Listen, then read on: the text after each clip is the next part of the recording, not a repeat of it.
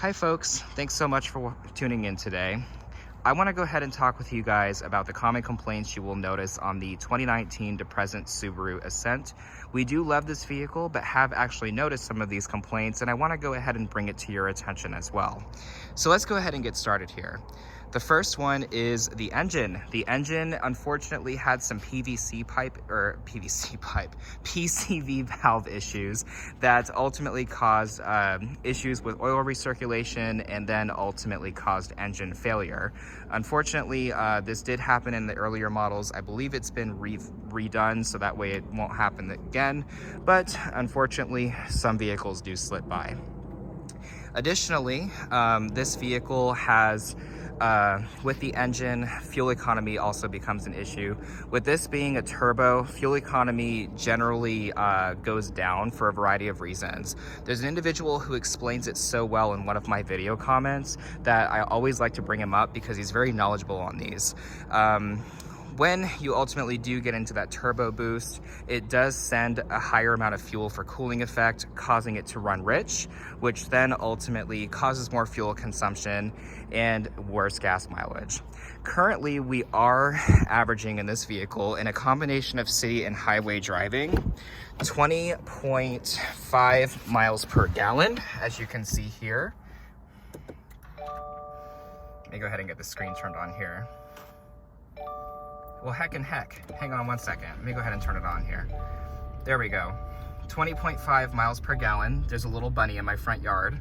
And that ultimately is not really like surprising just because it is a bigger vehicle. It's got all-wheel drive. But yeah, fuel economy has been a complaint on this specific vehicle. So I just like to go ahead and address it accordingly.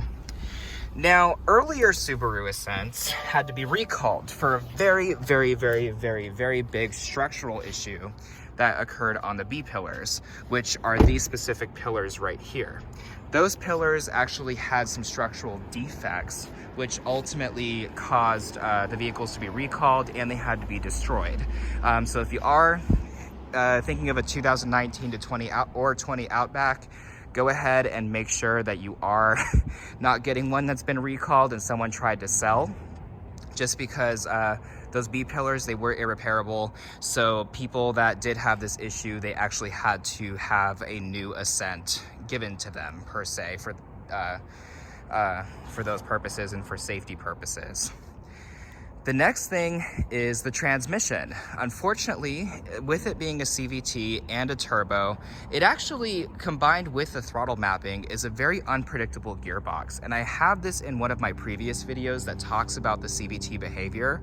I will go ahead and give you a snippet of that, or I'll just record a new one. And I want to go ahead and talk about those unpredictable behaviors.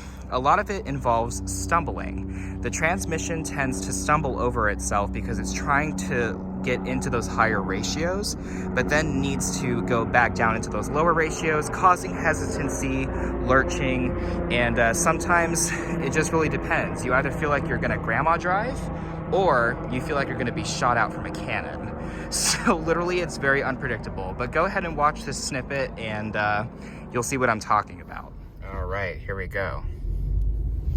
Being very light on the throttle, shifts up and locks up the torque converter,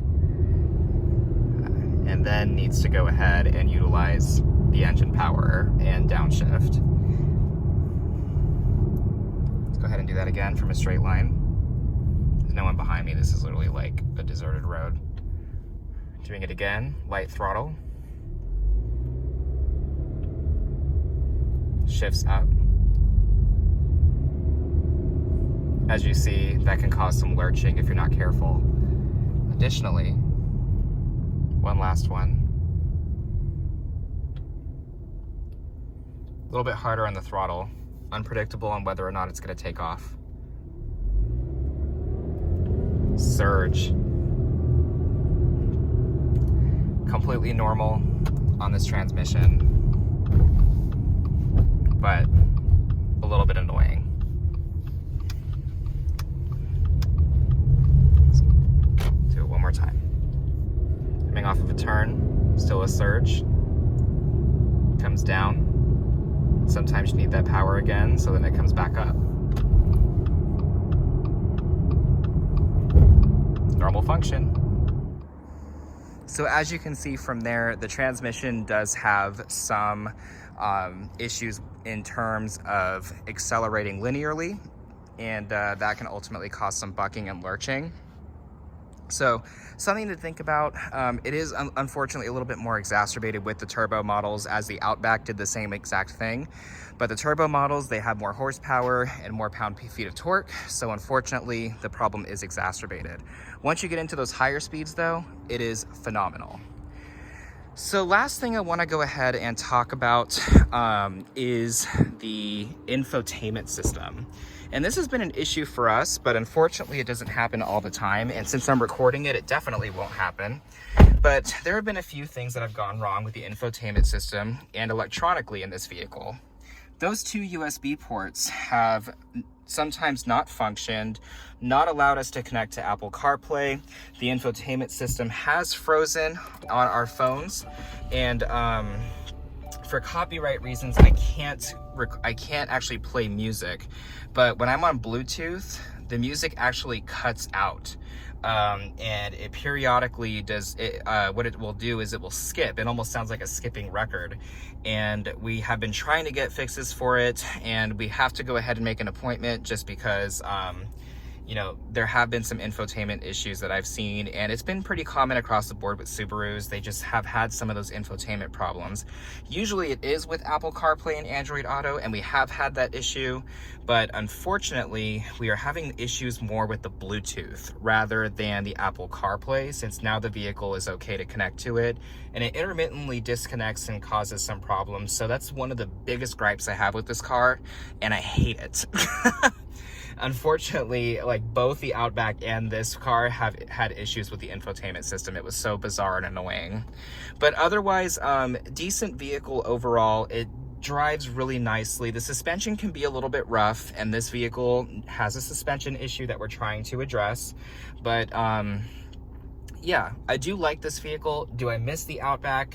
Oh my God, yes. I miss the Outback so much, just because the Outback was definitely has shown a little bit more of a sturdier behavior in terms of its suspension components, tires and such, whereas this one, still a pretty decent and sturdy vehicle, but unfortunately it just seems like there are little just small issues here and there that are just bizarre and annoying.